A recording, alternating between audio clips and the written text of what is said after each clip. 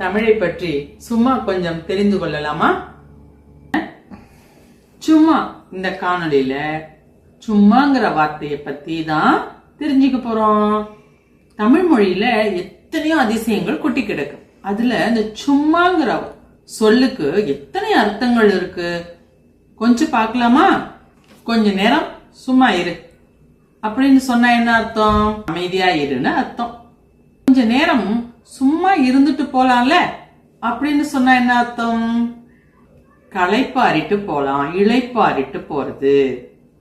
அவரை சும்மா சொல்லக்கூடாது அப்படின்னு சொன்னா என்ன அர்த்தம்? அவரு ரொம்ப பெரியவர், அல்பமா சொல்லக்கூடாது, இலக்காரமா சொல்லக்கூடாது. இலக்காரம் அப்படிங்கிற பொருள் அந்த சும்மாவுக்கு அர்த்தம். என்ன சும்மா கிடைக்கும்னு நினைச்சியா அப்படின்னா அந்த சும்மாவுக்கு என்ன அர்த்தம்? விலை இல்லாம கிடைக்கும், விலை இல்லாமல் அப்படிங்கிற அர்த்தம்.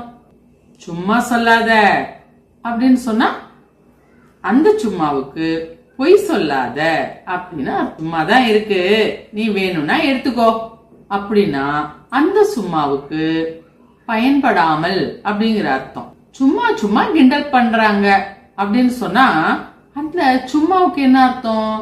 அடிக்கடி அப்படி இவன் இப்படித்தான் சும்மா சொல்லிக்கிட்டு இருப்பான் அப்படின்னு சொன்னா எப்போதும் அப்படின்னு அர்த்தம். ஒண்ணுமில்ல சும்மா சொல்றேன் அப்படின்னு சொன்னா அந்த சும்மாவுக்கு என்ன அர்த்தம்? முக்கியம் இல்லாதது அப்படின்னு அர்த்தம். இந்த பெட்டியில எதுவும் இல்ல, சும்மாதான் இருக்கு. அந்த சும்மாவுக்கு காலியா இருக்கு, பொருள் எதுவும் அதுல இல்லைன்னு அர்த்தம். சொன்னதையே சும்மா சொல்லாத அப்படின்னு சொன்னா அந்த சும்மாவுக்கு மீண்டும் மறுபடியும் அப்படிங்கிற பொருள். ஒண்ணும் இல்லாம சும்மா போக கூடாது அப்படின்னு சொன்னா என்ன அர்த்தம்? அந்த சும்மாவுக்கு வெறுங்கையோட அப்படின்னு அர்த்தம்.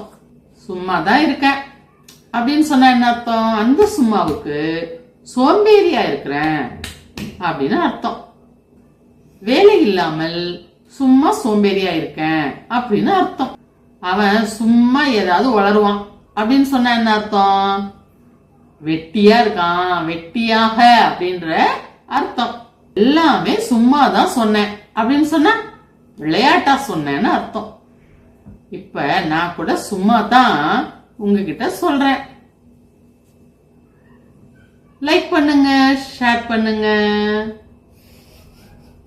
நன்றி, வணக்கம்.